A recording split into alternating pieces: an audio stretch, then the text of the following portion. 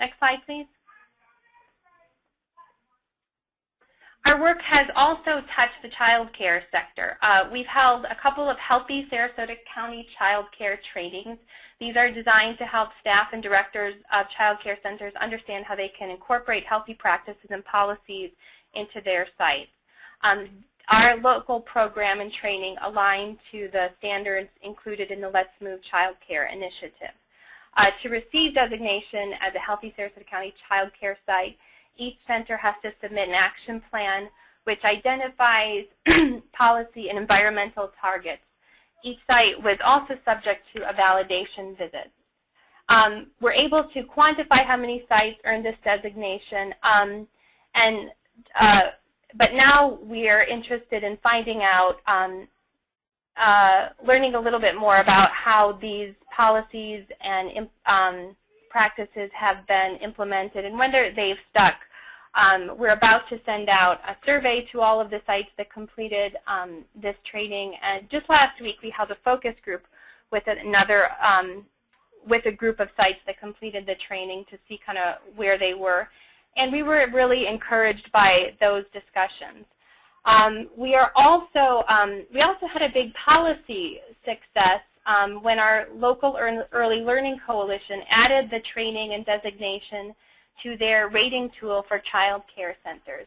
So this means that sites can get extra points for having completed this training successfully. And that's really important for the sustainability and credibility of that overall effort. So we're really proud of that win. Next slide, please. In the school sector, we didn't start with the school superintendent or leadership at the top. We had gone that route before and had received some pushback, so we took a new tactic with this effort. We engaged the director of the school nurses. In our county, school nurses are in every school, already charged with conducting BMI assessments in grades 1, 3, 6, and 9. And many of those nurses are very interested in doing more to address the obesity epidemic, which confronts them every day. When we engage the nurses in this way, instead of starting with the district leadership, we were working with folks on the ground and building a cadre of advocates.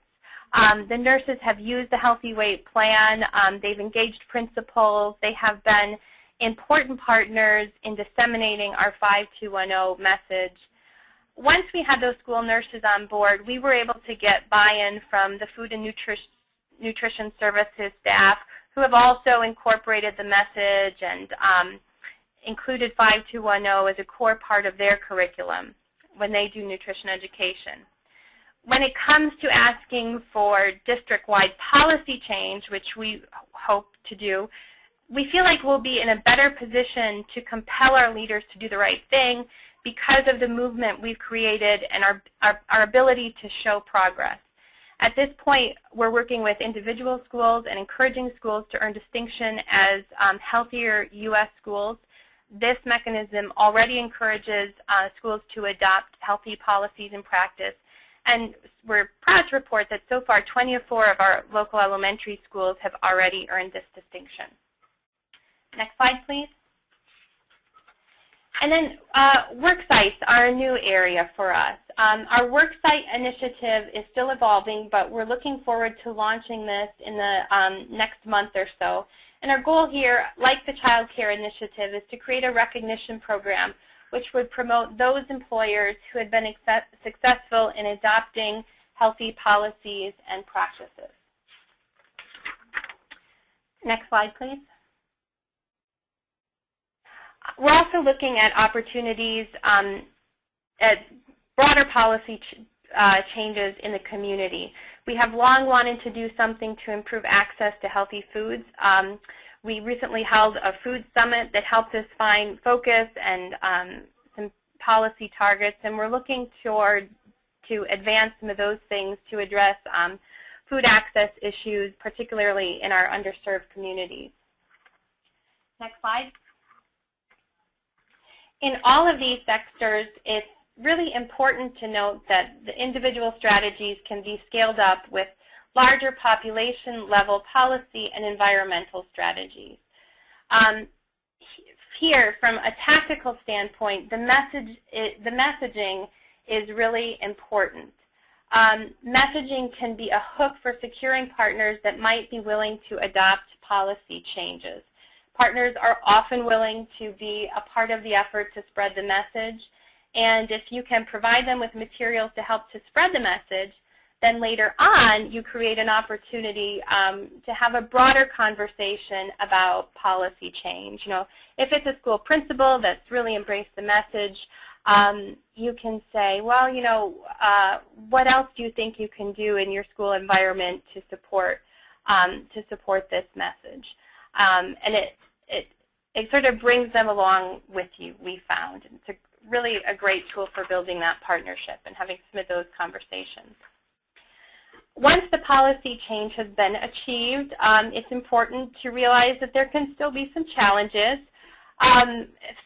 We had an issue here in Sarasota County several years ago. Our Food Policy Council made some recommendations to the Board of County Commissioners, and most of which were accepted as policy amendments to the chapters for environmental and future land use. So that was exciting. However, it took years before any of those recommendations were actually implemented. So it's important to remember that sometimes the policy has been adopted, but the steps haven't been taken to fully implement or embed the change. And perhaps there might not be the will, the intention, or the resources to fully implement. If we focus just on the fact that a policy has been adopted or passed, we may be thinking that we've made more progress than we actually have. The policy change may be necessary, but it isn't always sufficient to lead to improvements. So I would encourage you to think about the steps required for successful implementation of policy change, and not just the adoption of a policy.